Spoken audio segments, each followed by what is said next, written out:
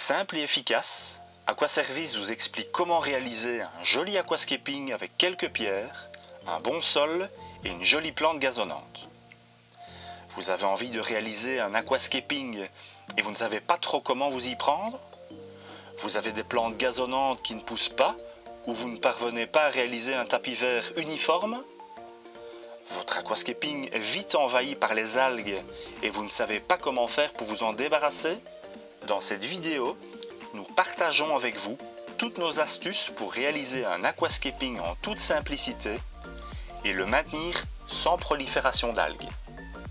Après avoir regardé ce tuto, vous saurez comment vous y prendre et quels outils utiliser. Nous avons choisi de réaliser notre aquascaping dans une cuve ADA. Le 60p offre un rendu parfait du décor grâce à son verre extra clair et ses arêtes invisibles. Pour le sol, nous avons opté pour le Neosoil Plant. Moins cher que d'autres sols de marques plus réputées, il est, à nos yeux, plus efficace et certainement moins dangereux pour l'apparition des algues.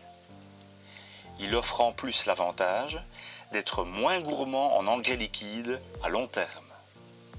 Attention, néanmoins, de bien respecter le processus de changement d'eau que nous vous expliquons à la fin de cette vidéo. Nous avons décidé de nous inspirer du style Iwagumi. Ce concept très minimaliste, inspiré par le maître de l'aquascaping Takashi Amano, consiste à choisir un sol sombre, un nombre de pierres impair et une belle plante gazonnante.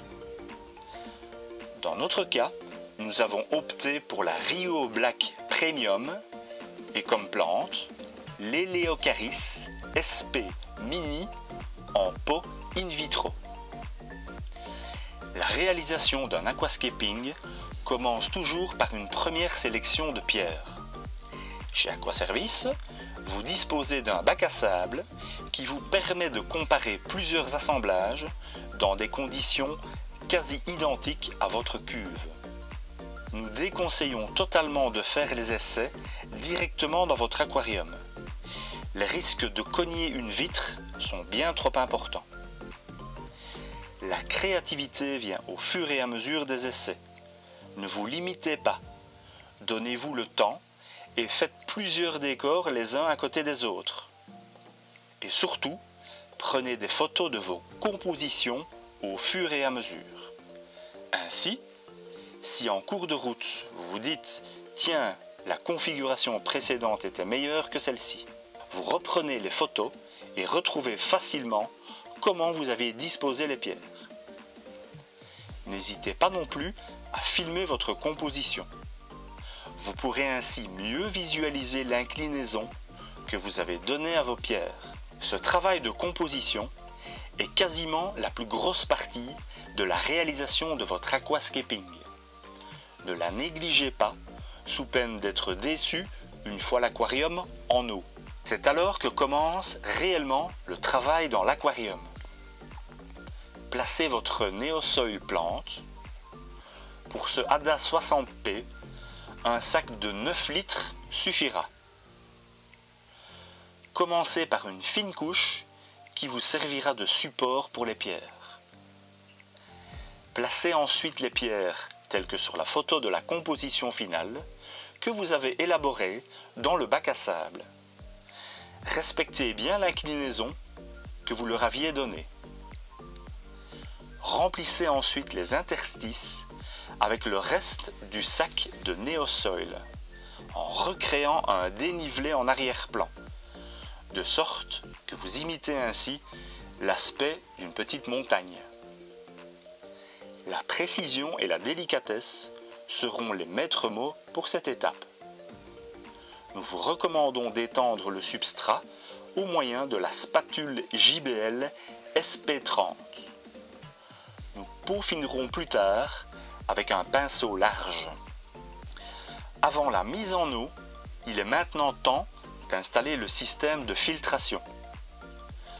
Un filtre extérieur est plus adapté en aquascaping qu'une filtration interne, et ce, pour ne pas gêner la beauté du décor proposé. Nous avons choisi l'Eden 501. Silencieux et efficace, il est adapté au volume de 20 à 60 litres maximum. Pour un résultat encore plus esthétique, nous aurions pu opter pour des cannes d'aspiration et de rejet en verre. Ici, nous nous sommes limités à celles proposées d'origine avec le filtre, ce qui est déjà très bien. Avant de planter, vous veillerez à égaliser le substrat avec un pinceau et à retirer les morceaux coincés dans les pierres pour une linéarité parfaite. 9 pots d'Eleocharis SP Mini ont été utilisés pour réaliser cet aquascaping. Pour débarrasser la plante du gel dans lequel elle est maintenue, commencez par rincer le contenu des coupelles in vitro sous l'eau tiède. Coupez ensuite le contenu de chaque pot en 2 et chaque moitié en 4 à 6 morceaux. Équipez-vous d'un récipient d'eau pour y secouer chaque morceau et faire ainsi tomber les résidus qui ne tiennent plus à la racine. Cette technique vous évitera d'avoir de nombreux résidus gênants dans l'aquarium. Pour que le sol soit bien collant et soit plus facile à planter, notre petit truc est de l'humidifier au fur et à mesure. Plantez ainsi là où c'est le plus humide et ajoutez de l'eau au fur et à mesure. Faites néanmoins attention de ne pas tout remuer pour ne pas obtenir une véritable gadoue. La technique de l'essuie-tout est très efficace pour le remplissage. Elle consiste à déverser l'eau sur le papier afin de ne pas remuer le sol. La technique du sac plastique ou de l'assiette fonctionne tout aussi bien. Plantez les touffes en les espaçant de 2 à 3 cm et continuez à remplir jusqu'à ce que le tout soit planté. Il vous restera des résidus d'herbe que vous retirerez à l'aide d'une épuisette. Pour une bonne fertilisation et un résultat optimal, rien de tel que la diffusion du CO2 dans l'aquarium. Nous avons ainsi installé notre kit CO2 maison et choisi le diffuseur Neo TwinStar qui garantit une parfaite diffusion. Nous allons fertiliser au rythme d'une bulle par seconde. Enfin, dernière étape et non des moindres, nous installons le stérilisateur TwinStar M5 qui va, par la diffusion de microbules contenant des stérilisants, empêcher la prolifération des algues. Ce système se placera de préférence au démarrage du bac et non quand les germes sont bien installés dans l'environnement. Évidemment, vous pourrez vous passer de ce stérilisateur, mais sachez qu'il faudra, en plus d'être vigilant à la prolifération des algues, fréquemment retirer le voile mycodermique et procéder à un nettoyage plus fréquent des vitres. La bonne croissance de notre gazon sera également garantie par l'éclairage TwinStar série S RGB White.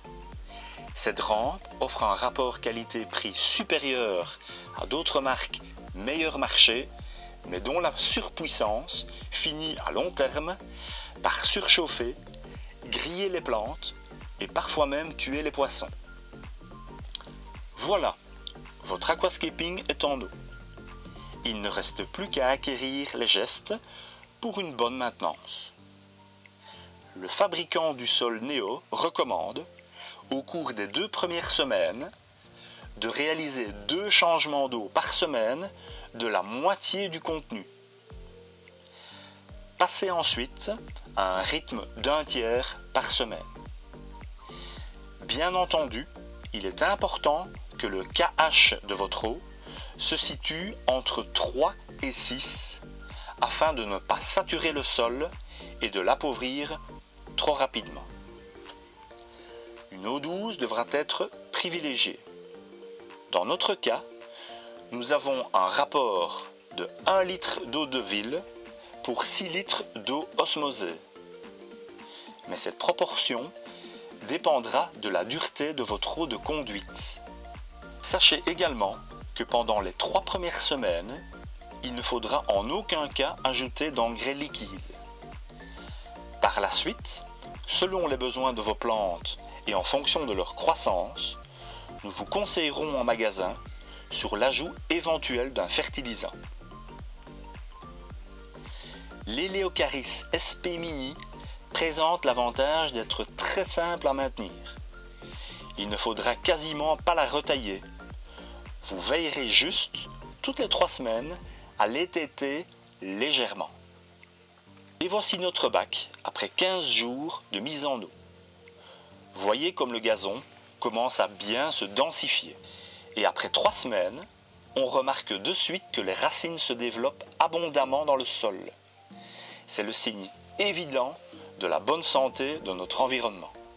Prochainement, nous ajouterons quelques crevettes et Otocinclus.